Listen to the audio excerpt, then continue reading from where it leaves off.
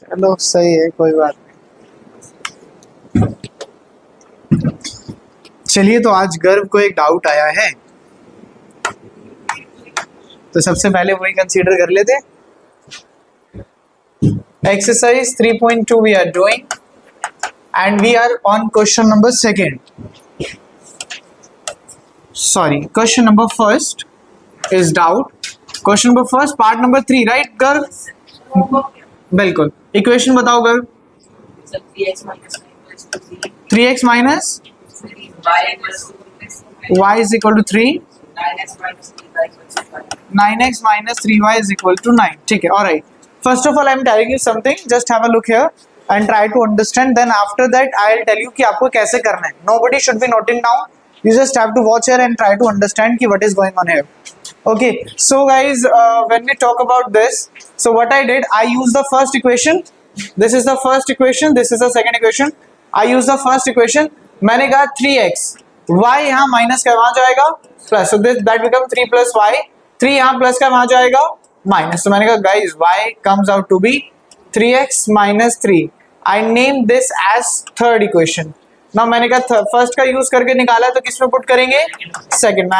I said put in second. Very very important step, just ध्यान से देखेंगे. 9x as it is minus thrice of y, thrice of y. y की जगह मैं क्या लिखने वाला हूँ? 3x minus 3 equals to what? 9. I said 9x, 3 3s are 9, minus minus plus, plus 9x से minus 9. अरे ये क्या हुआ? हमें तो एक वेरिएबल की वैल्यू निकालनी थी, ये तो ये आ गया 9 is equal to 9. वो तो मुझे पता 9 9 के इक्वल होता है, लेकिन क्यों ऐसा क्यों हो रहा है? तो मैंने कहा कुछ गड़बड़ है. अब गड़बड़ है तो ढूंढना पड़ेगा क्या गड़बड़ हो रही है. तो मैंने कहा पहले ना ये चेक करो कि आप जो सॉल्यूशन निकालने की कोशिश कर रहे हो वो एग्जिस्ट भी करता है या नहीं करता.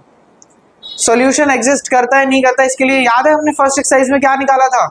a1 by a2, b1 by b2, c1 by c2. Unique solution होगा तभी तो निकलेगा. तो मैंने कहा मुझे बताओ जरा यहाँ पर what is the value of a1? 3. What is the value of b1? -1. What is the value of c1? -3. ये 3 यहाँ प्लस का वहाँ जाएगा minus. What is the value of a2? 9. What is the value of b2? Minus. What is the value of c2? -9. Alright, if I calculate a1 over a2, that will come out to be 3 over 9. On cancelling 1 by 3. b1 over b2. -1 over -3, minus get cancels out 1 over 3. c1 over c2. -3 by -9 cancel 1 by 3. Are they coming out to be equal? Yes. a1 over a2 is equal to b1 over b2 is equal to c1 over c2. If they all are equal, so what type of solution will we get? Infinite many solution. coincident line हो गई, तो infinite solution. infinite. अगर infinite solution है तो क्या आपको unique solution निकाल सकते हो? नहीं. तो इस केस में आपको जब आप ऐसे फंस जाओ तो फिर ऐसे चेक करके देखना, उसके बाद देख लेना है कि इसका इनफाइनाइट सॉल्यूशन, तो आप पर्टिकुलर कोई भी सॉल्यूशन निकाल नहीं सकते. तो ऑब्वियसली बात है डाउट आना चाहिए था. अगर आपको डाउट नहीं आया है तो आपने मतलब कहीं से मदद ले ली है. गर्व ने नहीं ली थी आज. ठीक है, वो लास्ट में करा दूं, ग्राफ वाला है ना. ठीक है, आज हमें करनी है डिस्कस वर्ड प्रॉब्लम्स. ठीक है, वर्ड प्रॉब्लम्स हम थोड़े अलग तरीके से करेंगे. लाओ पहले तो जो कुछ हैं वो वाली सिंपल उन्हें तो कर ही लेते हैं चैप्टर के हिसाब से. देखिए थर्ड क्वेश्चन देखते हैं. थर्ड क्वेश्चन का फर्स्ट पार्ट देखते हैं. अच्छा, ये फर्स्ट पार्ट स्टार्ट करने से पहले please tell me what is the name of the chapter? Pair of linear equation in two variable. तो मुझे इतना पता है guys that we are going to use two variables. Suppose one is x, other is suppose to be y. तो दो variable का मैं use कर सकता हूँ. मैंने कहा पहला क्वेश्चन पढ़ो, the difference between two numbers. Harshit थोड़ा ज्यादा ध्यान दो. The difference between two numbers मतलब दो नंबर के बीच का डिफरेंस. क्या मुझे पता है नंबर कौन से हैं? नहीं. अच्छा, अगर डिफरेंस निकाले तो एक नंबर बड़ा होगा, दूसरा नंबर छोटा होगा. अगर मैं लिख दूं, मेरी बात को सुनना, अगर मैं लिख दूं फर्स्ट नंबर x है और सेकंड नंबर है y, तो भाई मैं बोलूंगा डिफरेंस है x माइनस y. ठीक है, मनप्रीत कहेगा नहीं सर डिफरेंस तो क्या होना चाहिए y माइनस एक्स, है ना, कॉन्फ्लिक्ट होगा। तो बेटर क्या है, जब वो कह रहा है दो नंबर्स हैं और दोनों का बीच में कोई डिफरेंस गिवन है, तो मैंने कहा लेट द लार्जर नंबर की जो बड़े वाला नंबर है be x and the smaller number be y. तो इससे मुझे ये तो पता लग गया कि अब मुझे डिफरेंस निकालना है। तो डिफरेंस निकालने के लिए बड़े में से छोटा माइनस करूंगा, छोटे में से बड़ा, बड़े में से छोटा, बड़ा कौन सा है x, तो x माइनस y। क्वेश्चन पढ़ो, the difference between two numbers is 26, so the difference between these numbers is 26। Further the question says one number is 3 times of the other, one number is 3 times of the other, यानी जो एक number है वो दूसरे का 3 गुना है, दूसरे का 3 गुना है। तो छोटे नंबर को मल्टीप्लाई करोगे, बड़े नंबर को मल्टीप्लाई करोगे, अगर बड़े को करोगे तो वो और बड़ा हो जाएगा, किसको करना पड़ेगा, छोटे को। तो कह रहा है वन नंबर यानी जो बिगर नंबर है वो बराबर है किसके, जो छोटे वाला नंबर है उसको किससे मल्टीप्लाई कर दो, 3 times. One number is 3 times, times मतलब मल्टीप्लाई ऑफ द अदर, तो छोटे वाले को किससे मल्टीप्लाई कर दिया, 3 से। इसको मैं क्या बोलूंगा, बोलो सेकेंड। अब ये तो अलग चीज है, ऑलरेडी दोनों वेरिएबल अलग है, तो मैंने क्या बोला, पुट इन फर्स्ट, किस में पुट करो, फर्स्ट में। x की जगह बोलो, x की जगह में क्या लिखूंगा, 3y, ये वाला y एज इट इज किसके इक्वल आया, 26, 2y किसके इक्वल आया, 26, y किसके इक्वल आ गया, 13। अगर गाइस y 13 आ रहा है तो I said put in second, किस में पुट करो, सेकंड में। सेकंड क्या कहता है, x is equal to thrice of y, that means 3 times 13 कितना आ गया, 39 इज योर आंसर। तो लास्ट में एक स्टेटमेंट लिख देंगे बस कि द नंबर्स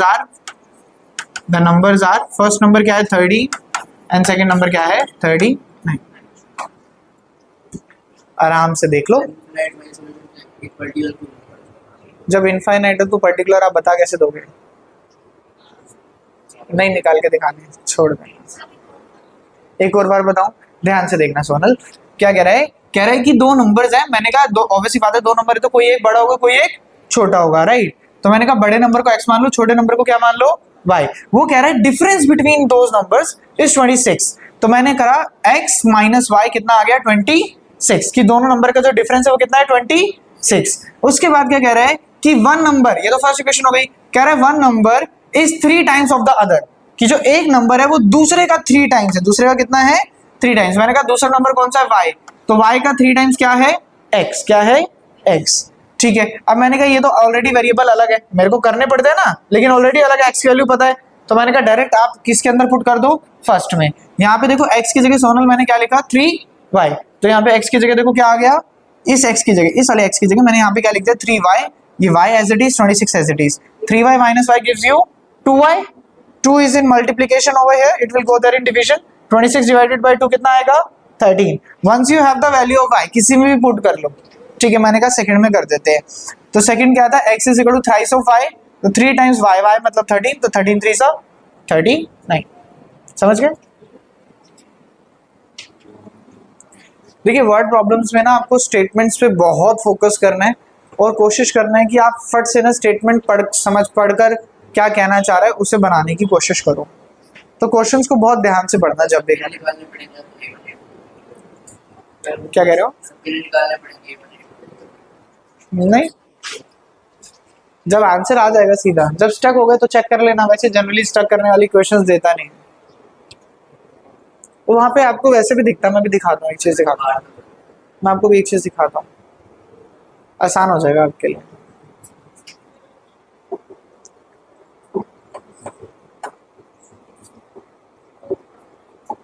अच्छा, सप्लीमेंट्री एंगल्स कौन से एंगल्स होते हैं, जिनका सम 180। प्रत्युष डाउट लग रहा है क्या, हाँ बताओ बताओ। आप देखो ना, मैं बता दूं, आप कोई भी दो नंबर बता दो, 2 और 3, आपको क्या कह रहा है कि इस नंबर को कुछ टाइम्स करना है। आप अगर बड़े नंबर को मल्टीप्लाई कर दोगे तो वो क्या हो जाएगा, वो और बड़ा हो जाएगा, तो वो कभी भी इसके इक्वल आ सकता है। मान लो मैं अपनी इधर से ले लो नंबर, आपने ये ले लो 2 और 8, आप इसको किसी भी नंबर से मल्टीप्लाई करो, 2 से कर लो, 3 से कर लो, 4 से कर लो, क्या ये कभी भी 2 के इक्वल आ सकता है, नहीं। तो मुझे हमेशा किस नंबर को मल्टीप्लाई करना पड़ेगा, छोटे नंबर को मल्टीप्लाई करना पड़ेगा ताकि दोनों आपस में कैसे हो जाए, इक्वल। तो इनमें से छोटा नंबर कौन सा है, y, तो इसलिए मैंने किसको मल्टीप्लाई करा, y। समझ गए? नहीं तो ऐसी कंडीशन नहीं देगा ना।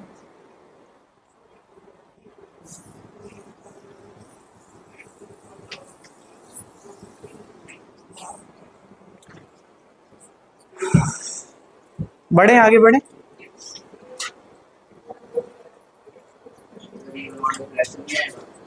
नहीं वो फ्रैक्शन वाला पोर्शन नहीं लेना आपको, एक्स और वाई को अभी के लिए तो नंबर ही मान के चलना है teachers.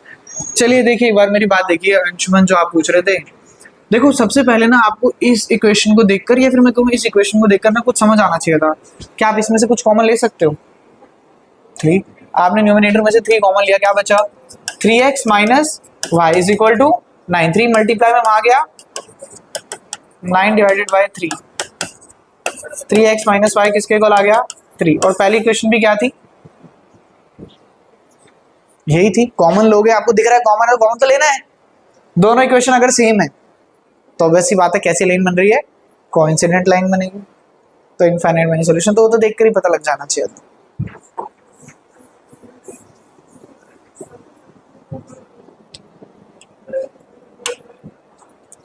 Second question, second part, basically third question second part. क्या कह रहा है? कह रहा है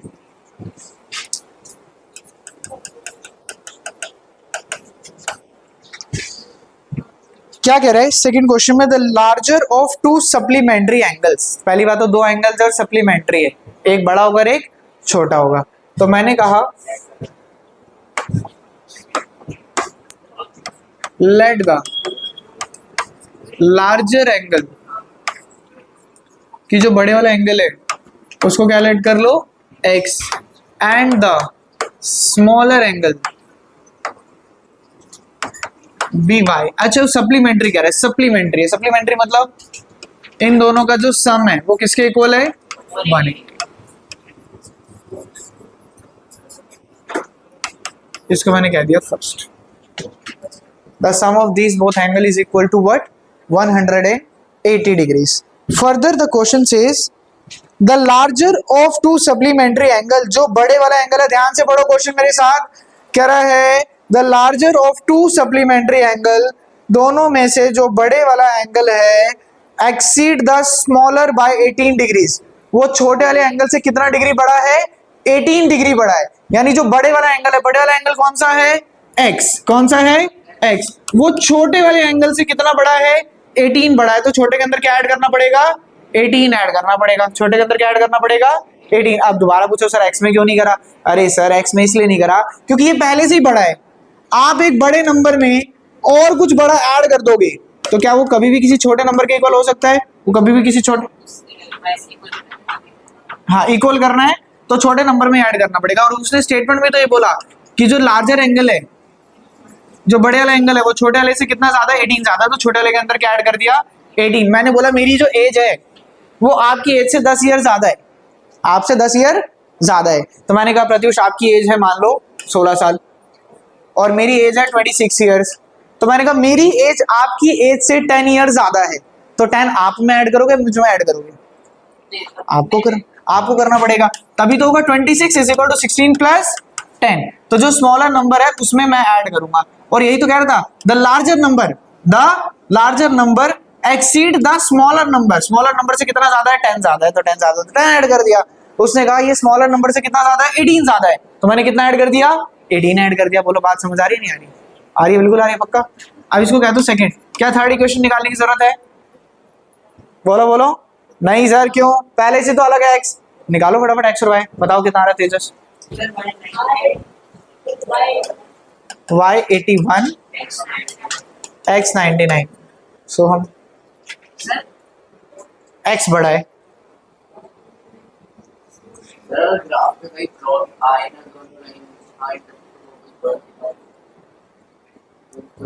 नहीं होगा इंटरसेक्ट, अगर इंटरसेक्टिंग लाइन है तो होगा, पैरेलल लाइन से तो करेंगे नहीं, तो उसका सोल्यूशन ही निकालना है ग्राफ पे।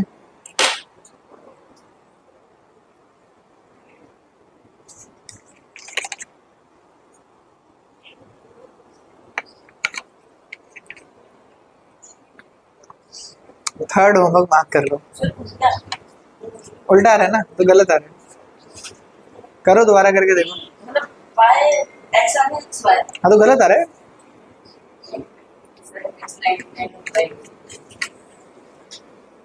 करेक्ट है।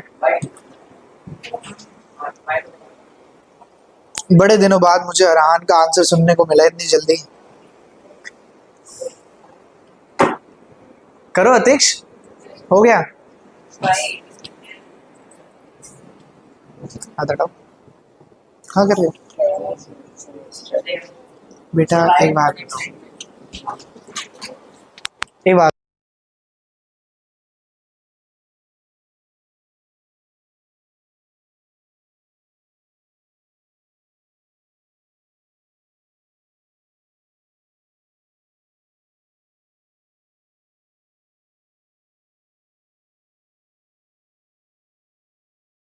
ये दिक्कत है, ठीक है। जब तक नहीं बोलोगे मैं कितनी बार उतर कर आकर आपकी नोटबुक चेक करूं।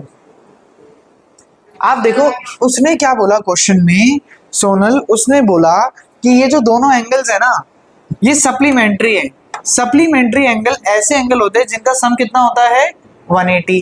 तो पहला अगर x है और दूसरा y है और मैं इनको जोड़ दूं तो इनका सम कितना आएगा 180, जो मेरी पहली क्वेश्चन बन गई।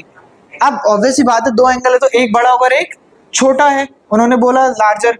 तो मैंने कहा, वो कह रहा है क्वेश्चन में कि जो बड़े वाला एंगल है वो छोटे वाले एंगल से 18 ज्यादा है, तो छोटे वाला जितना भी है उससे 18 ज्यादा है, उससे 18 ज्यादा है, तो ये दोनों क्या हो गए आपस में इक्वल हो गए। ठीक है।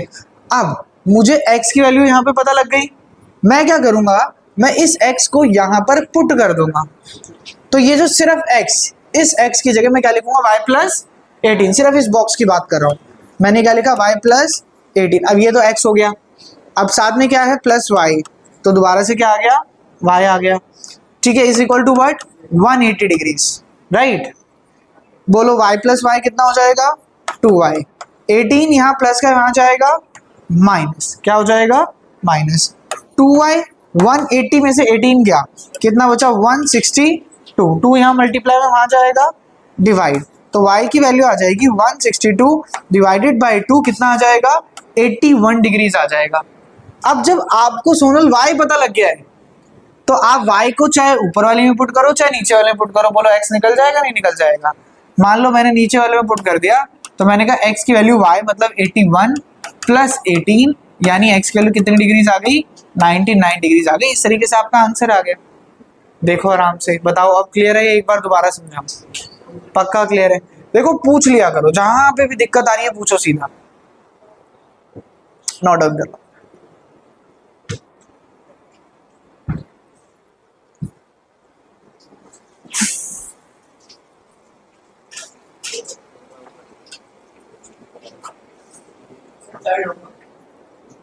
हाँ जी, थर्ड होमवर्क कर लो। थर्ड एक ही पार्ट होमवर्क दूंगा, थर्ड कल आकर पूछ लेना डाउट। होगा नहीं, मुझे पता है नहीं होगा।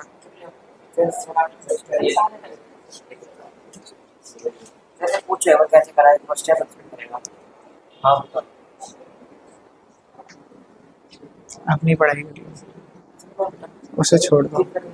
मनप्रीत, जैसे लोग आपको ऐसे परेशान कर रहे हैं ना, इनके साथ बैठना छोड़ो। जो डिमोटिवेट कर रहा है उसको अवॉइड करो, मेहनत करो बस, सब है ना। हम्म।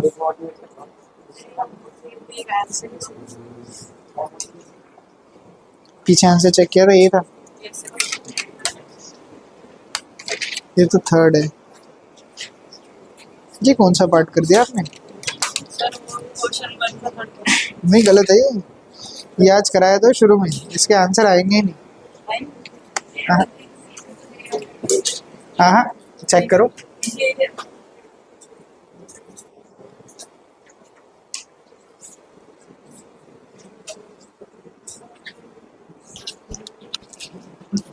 नेक्स्ट क्वेश्चन ट्राई करो। Question number 4, part number 4 try करना, थर्ड होमवर्क है।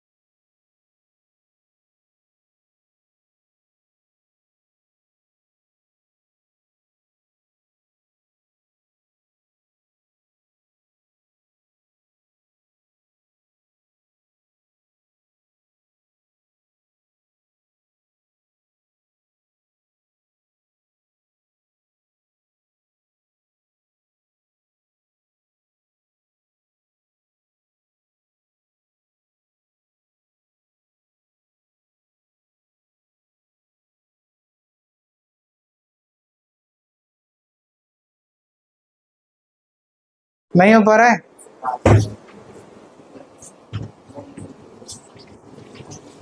किसी सीट पे 2 बुक्स हैं क्या? नहीं है? किसी भी सीट पे 2 बुक्स नहीं है ना? एक दे दो।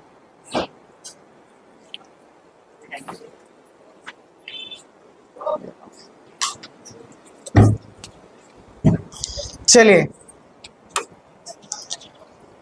फोर्थ पार्ट देखते हैं। देखिए फोर्थ पार्ट ना मैंने आपको 9th क्लास में भी कराया था, आपको याद हो तो। कह रहा है the taxi fair in a city consist of fix charges together with the charge for the distance covered. Very obvious. मान लो कि मैंने एक नई कंपनी खोल ली, ओला से सिमिलर ढोला, ठीक है।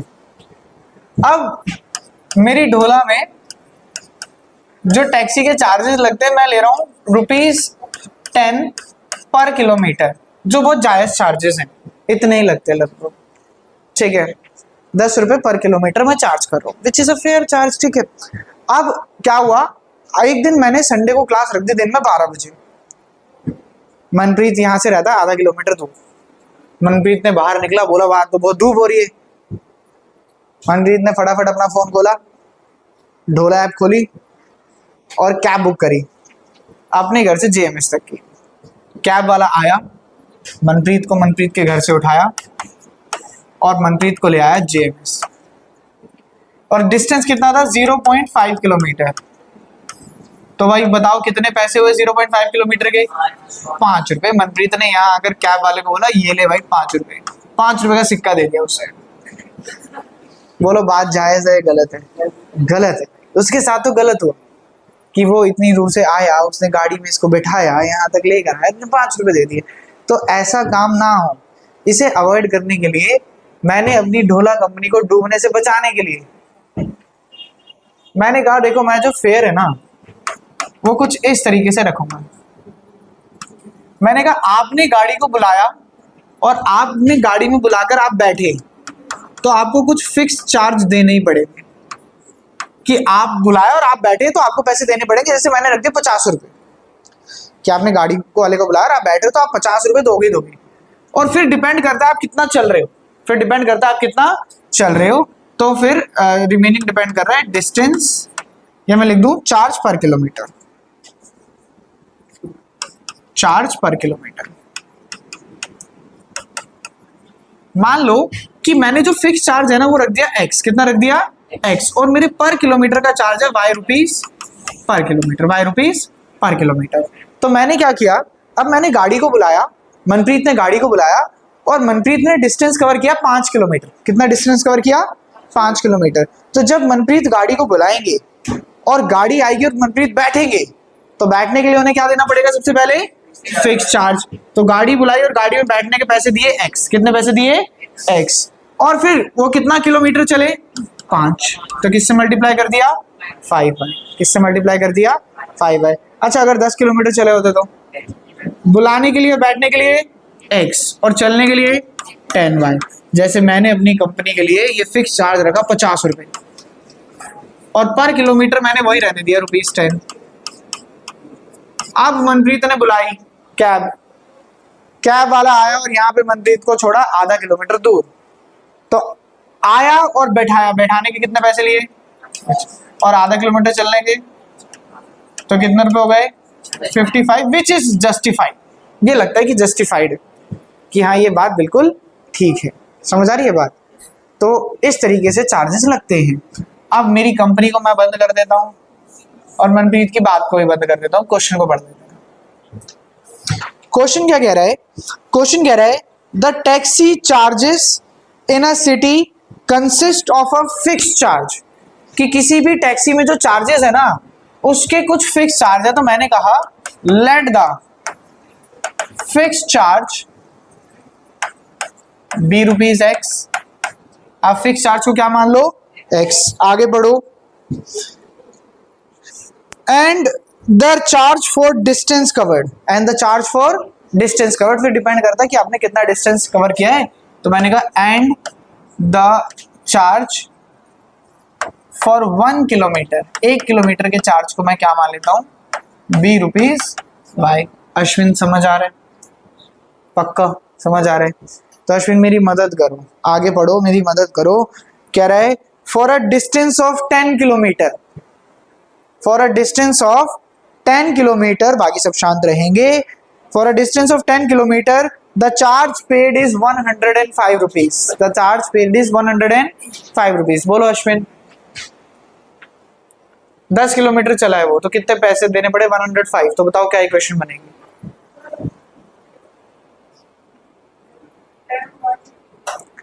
10y, आगे बोलो बाबा बताओ।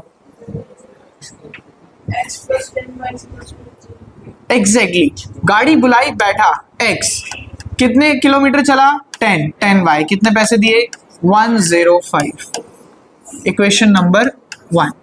आगे बढ़ो, आगे बढ़ो। And for 15 kilometre he is paying 155। 15 kilometre के लिए कितने देने, 155। अश्विन आप ही बताओ।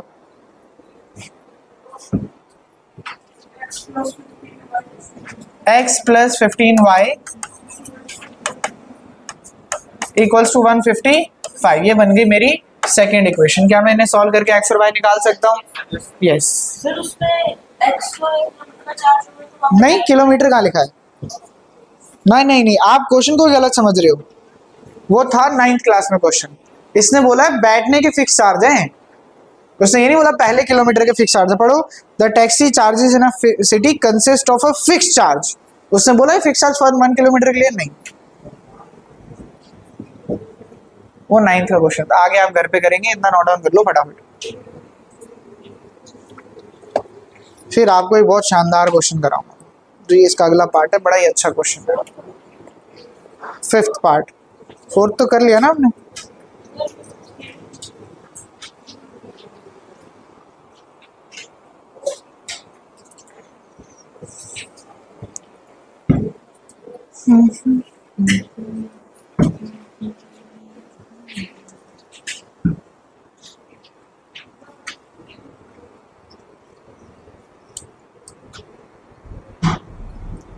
अश्विन इतने परेशान परेशान क्यों रहते हो? मुश्किल लग रहा है ये सब? फिर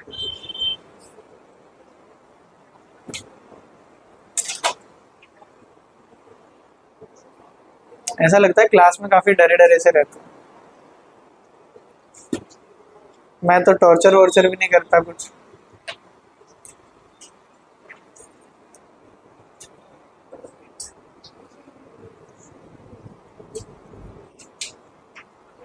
हो गया नोट डाउन?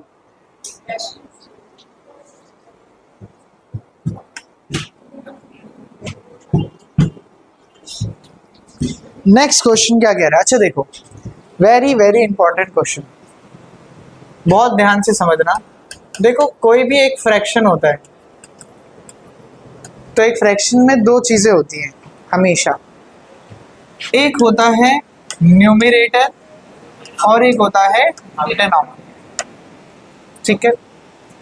क्या जो न्यूमिनेटर है, आप जो भी पढ़ते हो, कोई भी एक फ्रैक्शन का एग्जांपल ले लो। मैं ले लेता हूँ कि हमने मान लिया 3/5, तो जो ये 3 है ये मेरा न्यूमिनेटर है और ये क्या है, मेरा डिनोमिनेटर।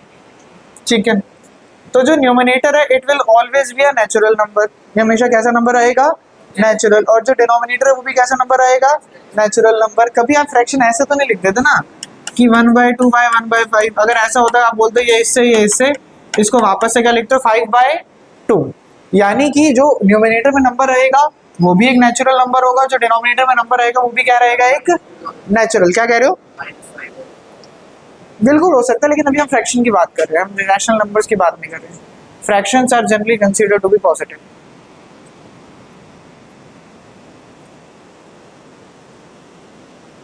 ठीक, तो सबसे पहली बात तो मुझे माइंड में आ गई कि भाई जब मुझे बोलेगा फ्रैक्शन है तो मैं क्या लेट करने वाला हूँ, मैं हमेशा न्यूमिनेटर को x अज्यूम करूंगा और डिनोमिनेटर को क्या अज्यूम करूंगा, y।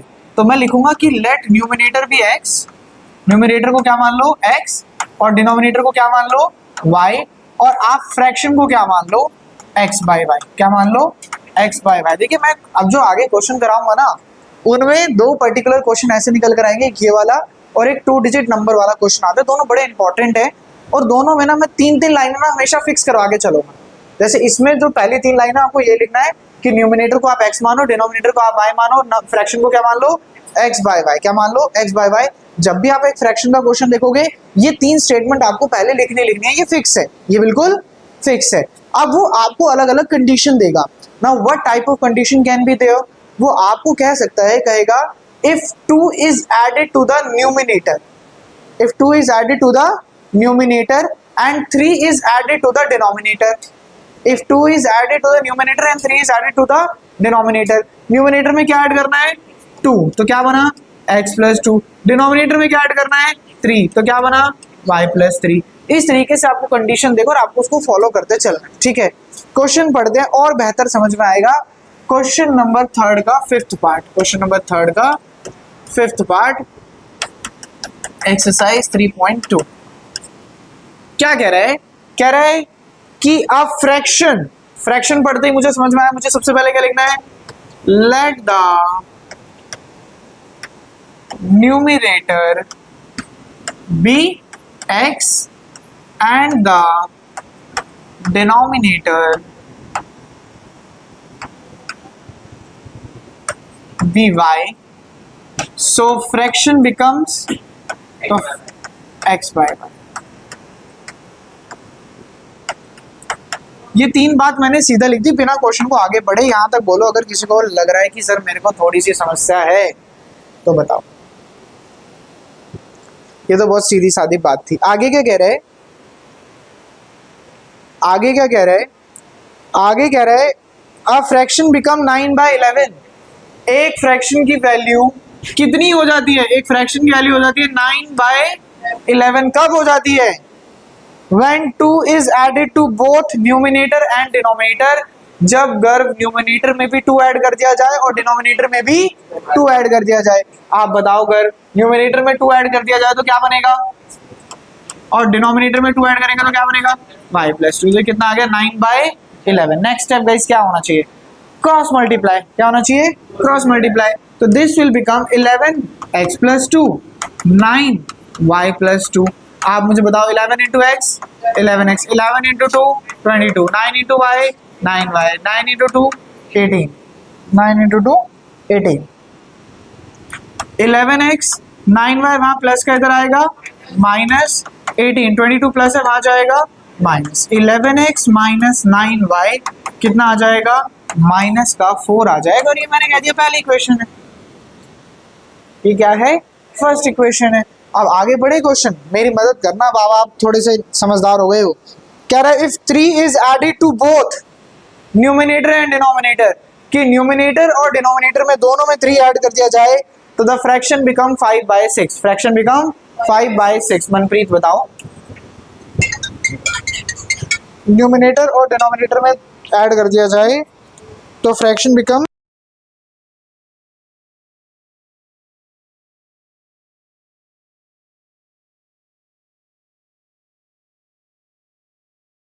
जी मनप्रीत बताओ बताओ।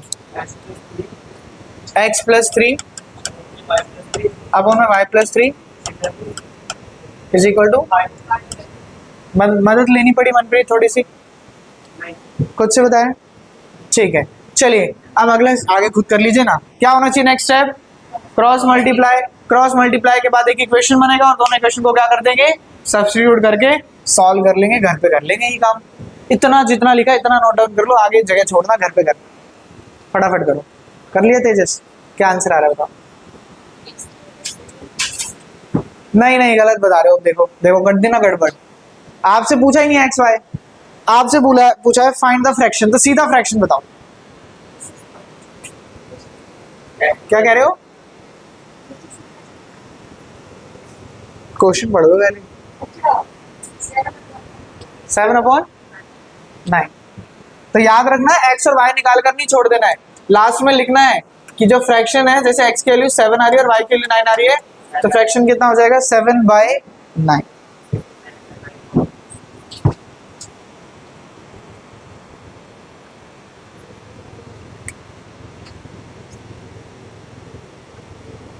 आज बाकी लड़के स्लो कर रहे हैं, तेजस बहुत बढ़िया कर रहे हैं, फास्ट फास्ट आंसर आ रहे हैं सारे।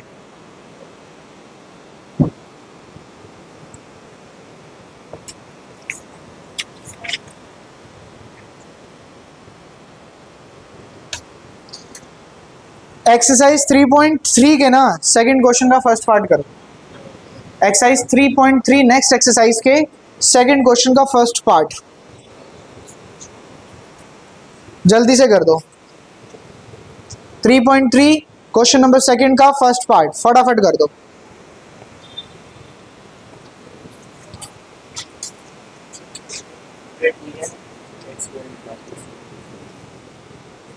जी जी, बहुत बेकार बहुत बेकार। 3/5 आ रही है, चलो शाबाश, कोशिश करते। चलिए देखिए, भाई मैंने कहा, वो बोल रहा फ्रैक्शन। मैंने कहा सर देखो, फ्रैक्शन सुनते ही मुझे ये पता है कि मुझे ये जो बात है इसको क्या करना है, एज इट इज लिख देना है। तो ये हमने कहा पहुंच गए, थोड़ा सा आगे चले गए। सेम क्वेश्चन था 3.3 का क्वेश्चन नंबर सेकंड का फर्स्ट पार्ट। मैंने कहा एक बार देख ही लेते हैं। मैंने कहा न्यूमरेटर x डिनोमिनेटर y और फ्रैक्शन x बाय y। आगे ये कह रहे हैं if we add 1 to the numerator, guys ध्यान से देखेंगे, if we add 1 to the numerator, numerator में 1 ऐड कर दिया, and subtract 1 from the denominator, और डिनोमिनेटर में से एक सब्ट्रैक्ट कर दिया, माइनस कर दिया, so fraction becomes, fraction reduces to 1। Fraction की वैल्यू कितनी आ गई, 1। रिड्यूसेस बाय 1 नहीं, मैं बताता हूँ, दोनों बातों में डिफरेंस बताता हूँ। रिड्यूसेस बाय 1, रिड्यूस का मतलब होता है कम हो जाना। रिड्यूसेस बाय 1 मतलब कि जितना भी था उसमें से एक कम हो जाना, और रिड्यूसेस टू 1 मतलब कितना हो जाना, 1 हो जाना, कि जितना भी था वहां से कहां पहुंच गया, 1। तो फ्रैक्शन रिड्यूसेस टू 1 मतलब फ्रैक्शन की वैल्यू कितनी आ गई, 1। रिड्यूस मतलब वहां तक आ जाना, उतना कम हो जाना, कम होकर इतना हो जाना। तो गाइस x प्लस 1 बाय यहाँ डिवाइड में वहां जाएगा मल्टीप्लाई, 1 से मल्टीप्लाई होगा, एज इट इज रहेगा। मैं थोड़ी सी मेहनत अपनी कम कर रहा हूँ, ध्यान से देखेंगे। 1 यहाँ प्लस का वहां जाएगा, माइनस x की वैल्यू कितनी आ गई, y माइनस 1 माइनस 1। मैं सेकेंड इक्वेशन बनाऊंगा और अटेंडेंस बोलते चलेंगे साथ के साथ फटाफट।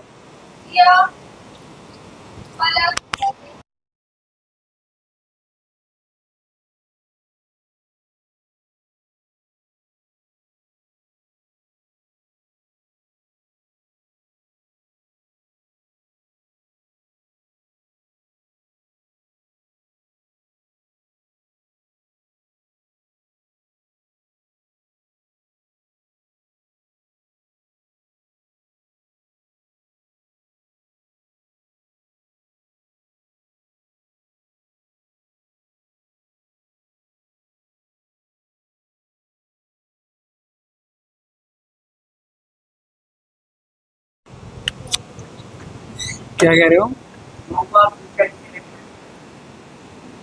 कौन से दो को,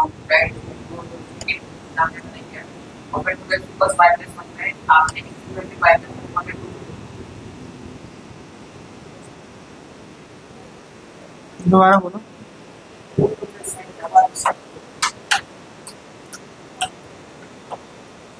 ये इधर क्यों लेके गया,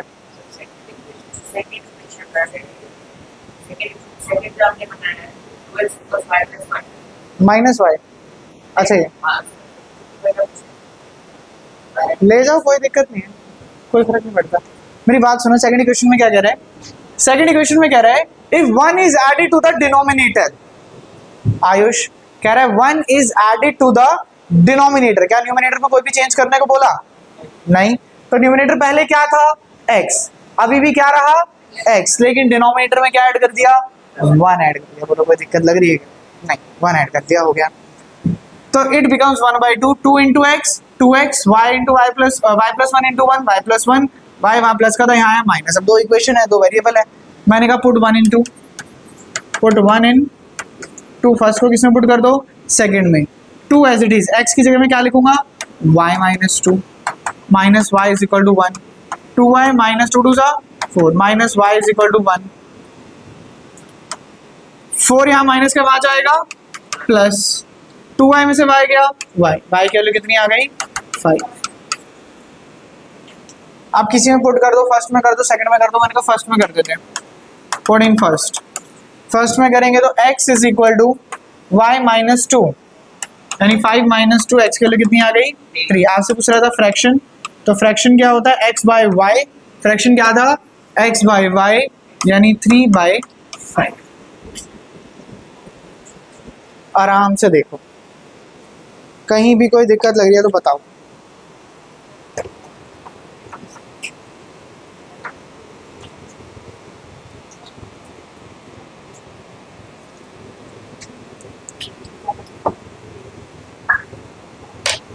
दो क्लासेस और लगेगी और चैप्टर खत्म हो जाएगा। दैट मीन्स आज है वेंसडे राइट, तो फ्राइडे और मंडे को हमारा जो चैप्टर है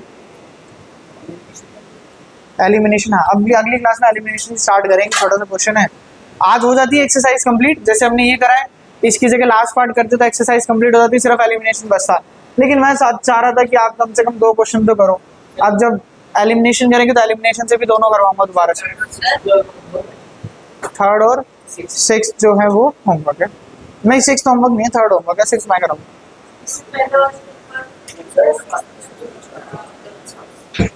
बट सॉल्यूशन करा दो इसका। चलो गाइस एक बार देखो इसका भी सॉल्यूशन देख लेते हैं। 6 इंटू एक्स 6x, 6 3 जा 18, 5 इंटू वाई 5y, 5 3 जा 15, 6x 5y यहाँ आएगा माइनस, ये उधर चला जाएगा 15 माइनस 18, 6x माइनस 5y।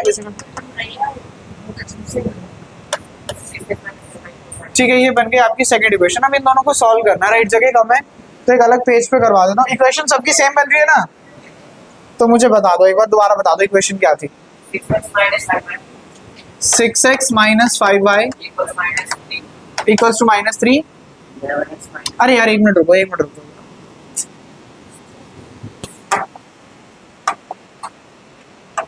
अब बताओ 6x minus 5y is equal to minus 3, दूसरी बोलो 11x माइनस 9y माइनस 4।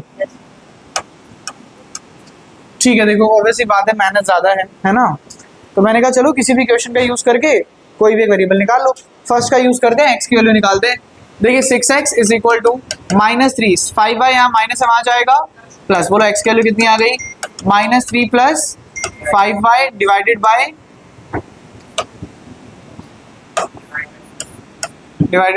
6। यहाँ तक कोई दिक्कत लग रही है तो बोलो।